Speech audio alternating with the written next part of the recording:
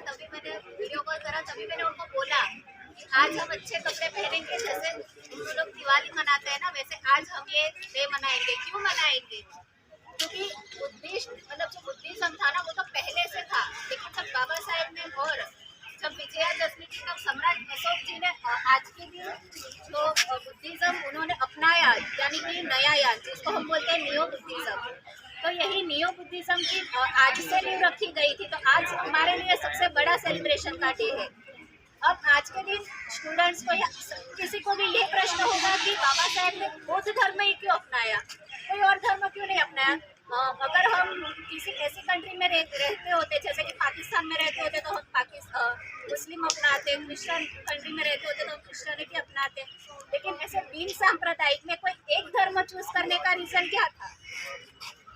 इसका आंसर ये है कि जब बाबा साहेब सारे रिलीजन को स्टडी कर रहे थे कि हमारे लोगों को यहाँ से तो निकाला गया है, यानी कि जो हिंदू धर्म है वहाँ से, तो अब हमारे लोगों को कौन से धर्म में जगह मिल सकती है कि जहाँ पे तार्किक यानी कि तर्कवादी से हम अपने आगे का रास्ता हम चुन सके। तो इसलिए उन्होंने सारे रिलीजन को स्टडी किया, फिर उन्होंने सिख धर्म के पास गए।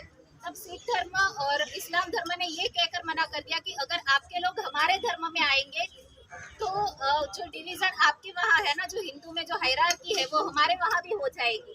फिर अम्बेडकर जी ने बुद्धिज्म स्टडी किया, तब उन्होंने ये पाया कि जो बुद्धिज्म है ना वो कोई अभी का रिलीजन नहीं है, भारत में ये सबसे पहली सदी से चला आ रहा है। हम एंशिएंट हिस्ट्री अगर किसी ने पढ़ी हो तो उसमें बताया गया है कि पहले स्त्री पुरुष सब एक समान थे, तो वो बुद्धिज्म का टाइम था, वो दौर था कि जहाँ महिला पुरुष सब एक समान थे।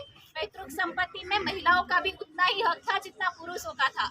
उसके बाद आई 8वीं सदी, जब धीरे धीरे सेंट्रल एशियन लोगों ने हमारी कंट्री में प्रवेश किया। उसके बाद 12वीं सदी में धीरे धीरे जो उन लोगों ने हायरार्की बनाई, और अब फिर जो बाहर के विदेशी आए उन्होंने सोचा कि अब हम यहाँ के जो मूल निवासी लोग हैं उनको हम गुलाम कैसे बनाए। तब उन्होंने हमारे बुद्धिज्म जो नालंदा विश्वविद्यालय थी ना, कि जहाँ पे हमारे ग्रंथ बुद्धिज्म का प्रूफ कह सकते हैं हम, वो जहाँ पे संभाल के रखा था उस पर उन्होंने सबसे पहले कब्जा करा और वहाँ की बुक्स जला दी। आप लोगों को यकीन नहीं होगा, नालंदा विश्वविद्यालय 6 महीने तक चलती रही। तो अंदाजा लगाइए कि वहाँ हमारे कितने ग्रंथ होंगे बुद्धिज्म के। तो इन लोगों का पहले से ही जो हम पे अत्याचार है ना वो पहले से ही चलता आ रहा है, कोई आजकल का नहीं है। और जो इनके धर्म में असमानता, कास्ट की असमानता तो है ही, लेकिन जेंडर की असमानता भी उतनी ही थी, जिसका सॉल्यूशन भी बाबा साहेब अम्बेडकर ने करा। क्या करा? Hindu code bill. जो आज महिलाएं, जैसे कि भाई ने बोला कि आज महिलाएं कम आई है, तो जितने भी भाइयों यहाँ पे आए हैं ना, मैं उनसे रिक्वेस्ट करूंगी कि आप अपने घर में जो महिलाएं हैं, आपकी बेटी है, आपकी वाइफ है, आपकी सिस्टर्स है, उनको साथ लेकर आइए ऐसे जब भी कोई कार्यक्रम हो तो क्योंकि हम बुद्धिज्म फॉलो कर रहे हैं तो हमें इक्वालिटी से चलना होगा। तो हम अपनी महिलाओं को घर पर छोड़कर हम ही क्यों आ रहे हैं सिर्फ यहाँ पर? एक सोचने वाली बात है।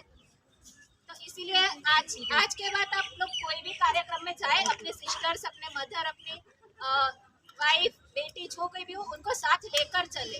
नॉलेज पर सबका अधिकार है। ये सारी थी बुद्धिज्म की बातें कि बाबा साहब ने बुद्धिज्म क्यों अपनाया।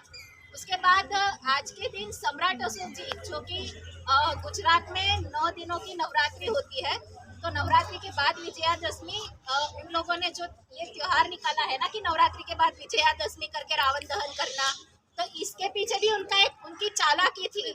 क्या चालाकी थी ये हमें समझने की जरूरत है। उनके सारे फेस्टिवल के पीछे हमारे हर एक जो हमारे राजा थे, बुद्धिस्ट राजा थे ना, उनके मृत्यु के उनको मारा गया किसी तरीके से, या फिर जो हमारी हिस्ट्री थी, जैसे कि विजयादशमी के दिन सम्राट अशोक ने बुद्धिज्म सारे भारत में फैलाया था। अब ये हिस्ट्री कैसे छुपा ही जाए, तो इस वजह से उन्होंने क्या करा, नवरात्रि ला दी और उसके बाद से विजयादशमी को रावण दहन वो कर दिया, जिस वजह से जो हमारी हिस्ट्री थी ना वो दब जाए। तो यही तो इसीलिए मेरा मानना है कि हम ऐसे कार्यक्रम करते रहेंगे, हमारे पीढ़ियों को यहाँ लाते रहेंगे, तो उनको पता चलेगा कि हमारी हिस्ट्री क्या है। क्योंकि इन लोगों ने तो हमारी हिस्ट्री छापी नहीं है, क्योंकि हिस्ट्री लिखने का अधिकार जब हमारा देश आज़ाद हुआ तो इन लोगों जो सत्ताधारी है ना उनके पास था। तो हमें हमारी हिस्ट्री हमें पता है, तो हमें अपनी पीढ़ी को बतानी है, जैसे करके उनको भी पता चले कि हम कौन है।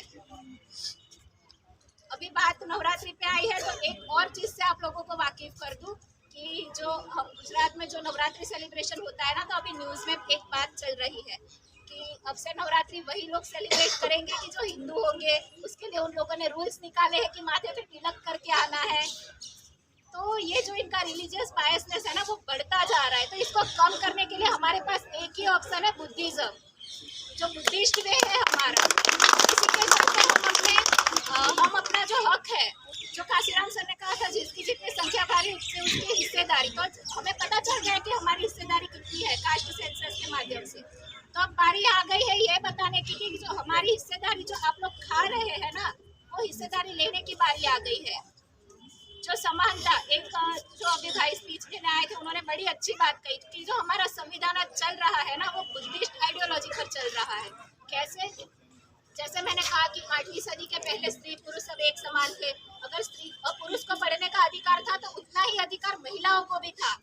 तो यही सारी चीजें संविधान में भी शामिल की गई है। यानी कि अगर आप लोग संविधान में मानते हैं तो आप बुद्धिस्ट वे पर ही जा रहे हैं। तो मुझे इस बात का बड़ा गर्व है कि भले ही कोई अपने आप को बुद्धिस्ट कहे ना कहे, पर जो वो इस देश में जो चल रहे हैं ना, वो जिस संविधान के हिसाब से, मतलब वो बुद्धिस्ट वे पर ही चल रहे हैं। तो इस बात का हमें गर्व होना चाहिए। बाकी तो आप सबको पता है, पॉलिटिक्स की बातें तो हम वैसे भी रोज मिलकर करते रहते हैं। जो हमारी मैं चाहती हूँ कि अब आप उस बुक्स को पढ़े, क्योंकि एक मेन बात एक और कि जो हमारे ऐतिहासिक स्थल है उन पर भी इन लोगों ने कब्जा कर दिया है। आप लोग यहाँ पे तो मुझे पता नहीं, यहाँ मैंने इतना भी एक्सप्लोर नहीं करा है, बट अगर आप लोग साउथ एक्सप्लोर करेंगे ना, वहाँ की हर एक केव्स में जाएंगे, आप लोग जाना, महाराष्ट्र की सारी केव्स एक्सप्लोर करना। तो सारी केव्स में आपको प्रूफ मिलेगा कि ये कंट्री पहले से बुद्धिस्ट कंट्री थी। पर क्या करा है कि कुछ मूर्तियों ने उन लोगों ने तोड़ दिया है, कुछ मूर्तियों को तिलक लगाकर उसको शिवा घोषित कर दिया ताकि ये बताया जा सके कि देखो हमारी कितनी पुरानी मूर्ति है। पर एक्चुअल में आप ऑब्जर्व करोगे ना, तो आपको पता चलेगा कि ये भगवान बुद्ध की मूर्ति है। फिर इन लोगों ने जो अपने गॉडेस, जो जिस तरह से इन लोगों ने स्ट्रक्चर बनाया है, वो एक्चुअली महामाया है। अगर आप बुद्धिस्ट धर्म को पढ़ेंगे तो आप जानेंगे महामाया कौन है। तो आप बाकी सारी चीजें यानी कि करंट अफेयर्स ये सब पर तो फोकस करें, लेकिन साथ साथ जो हमारा धर्म है उसको भी रीड करें, तो आपको पता चले, नॉलेज मिले कि क्या हम कौन है एक्चुअली। तो आज के लिए बस इतना।